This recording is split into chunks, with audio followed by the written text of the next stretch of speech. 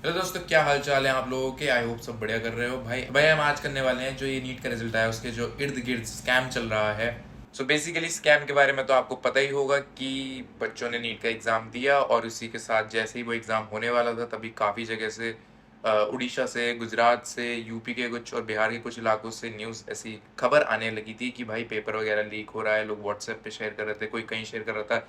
Even लोग करोड़ से crore, I mean crore नहीं बट लाख रुपए चार्ज कर रहे थे, 30 से 50 लाख रुपए ले रहे थे जस्ट टू, ताकि उन लोगों को वो पेपर दे सकें। इतना ज़्यादा पैसा चार्ज किया जा रहा था सिर्फ इस चीज़ के लिए। और जब जनरल इलेक्शंस जो अभी हुए थे उसका रिजल्ट आ रहा था, उसी दिन प्रीपोन कर दिया नीट का रिजल्ट। और इसके बाद जो सबसे बड़ी बात थी कि भाई 67 लोगों की AIR 1 रैंक आ गई और 720 आउट ऑफ 720 उनको मार्क्स मिले। और कुछ लोग थे जिनको 718 719 मार्क्स मिले, जिसका जो NTA जो नेशनल टेस्टिंग एजेंसी है उसका ऐसा कहना था कि ये जो मार्क्स मिले हैं ये ग्रेस मार्क्स की वजह से मिले। और जितने भी लोगों की AIR 1 रैंक आई है उसमें से 6-7 लोग तो शायद एक ही सेंटर के, उनका रोल नंबर भी आसपास है। और सबसे बड़ी बात ये है कि अगर हम पहले के डेटा देखें तो 2023 से 2022 में मुश्किल से मुश्किल 2 से 3 लोगों ने टॉप किया होगा जिनकी AIR 1 और या 720 आउट ऑफ 720 या 716 के अराउंड मार्क्स आए थे। और देखा जाए तो यही रियलिटी है अपने इंडियन एजुकेशन सिस्टम की कि भाई कोई किसी को अकाउंटेबिलिटी नहीं लेनी है और इस टाइप का करप्शन होता आ रहा है और होता भी रहेगा आगे आने तक, जब तक कि इंडिविजुअल टू इंडिविजुअल हर बंदा आवाज अपनी नहीं उठाता है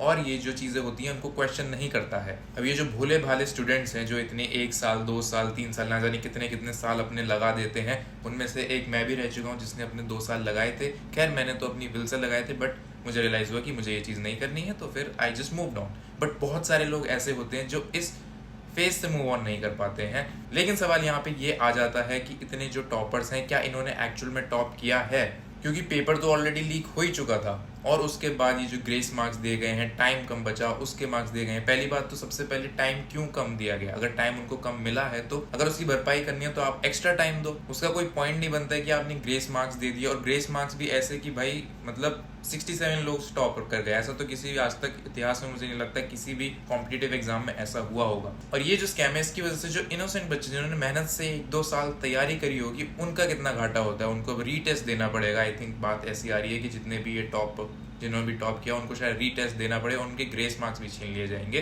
तो काफी मर्की सी सिचुएशन है अभी। बट ये तो खैर नीट रिजल्ट्स और इसके इर्द गिर्द जो स्कैम चल रहा है उसकी बात होगी। लेकिन सबसे कोर पे जो इशू है that is the Indian education system. सालों से कितना पुराना एजुकेशन सिस्टम चला आ रहा है, उसमें कोई अमेंडमेंट कोई चेंजेस होते भी नहीं है, और जो भी पॉलिसी अभी आई है वो अभी तक लागू भी नहीं हुई है, ना ही उसके ऊपर कोई आई थिंक एक्शन लिया जा रहा है।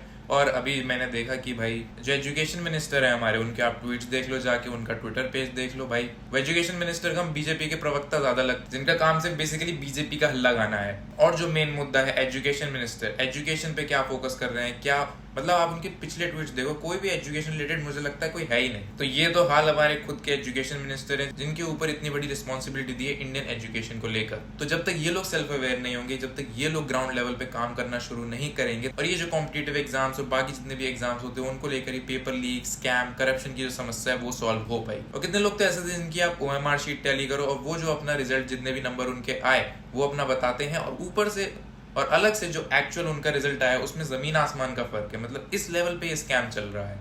गवर्नमेंट की, नेशनल टेस्टिंग एजेंसी की, सरकार की क्या अकाउंटेबिलिटी है, क्या वो लोग एक्शन ले रहे हैं, उसका कुछ अता पता ही नहीं है। और जो लोग एक्चुअल में जिन्होंने पढ़ाई करी थी और जिनको ये डिस्क्रिपेंसी लगती है कि यार उन्होंने इतनी मेहनत से पढ़ाई करी, उनके मार्क्स ज्यादा आने चाहिए थे या किसी के कम आए तो उसके ज्यादा आ गए, तो इन सब चीजों का सोल्यूशन निकालना पड़ेगा। अब चाहे वो रीटेस्ट हो या जो भी वो स्टेप्स लें, बट मैं ये देखना चाहता हूँ कि कैसे हर इंसान को एक वो फेयर जस्टिस मिलना चाहिए कि उनको जो टेस्ट की जितनी उन्होंने मेहनत करी है उसका उनको रिजल्ट फाइनली देखने को मिले, और ऐसे स्कैम्स फ्यूचर में ना हो। मैं तो यही होप करूंगा। बट लेकिन जिस हिसाब से चीजें चल रही हैं I find it very difficult. आप लोग मुझे देख रहे हो, आप लोग सोच रहे हो कि यार ये इंसान कितना पेसिमिस्टिक है, बट मैं रियलिटी बता रहा हूँ जो मुझे रियलिटी फील होती है कि मुझे नहीं लगता इंडियन एजुकेशन सिस्टम इम्प्रूव होगा। ऑफ कोर्स होगा थोड़ा बहुत, लेकिन बहुत ही स्लो लेवल पे होगा। अनटिल अनलेस हम गवर्नमेंट पे आशा लगा के, होप लगा के बैठे रहें, उससे बढ़िया है कि हमें खुद से स्टेप्स लेने होंगे अपने पर्सनल लेवल पे और आवाज उठानी होगी। और काफी लोग यूट्यूब स्पेस पे भी ऐसा कर रहे हैं। फिजिक्स वाला का एग्जांपल ले लो, he is very heavily invested in this and I really hope यार सबको जस्टिस मिले और इंडियन एजुकेशन सिस्टम इंप्रूव हो।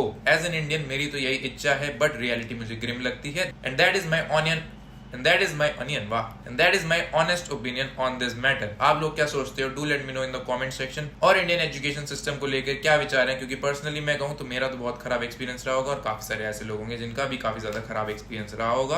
अगर आपका अच्छा रहा है, खराब रहा है, जैसा भी रहा है, मुझे आप कमेंट सेक्शन में जरूर बताओ। इसके साथ ही हम ऐसे ही और वीडियो के साथ जल्दी आते रहेंगे। तब तक के लिए आप सब्सक्राइब कर ले मेरे चैनल को और मुझे इंस्टाग्राम पे भी फॉलो कर ले। मिलते हैं भाई नेक्स्ट वीडियो में। Bye bye.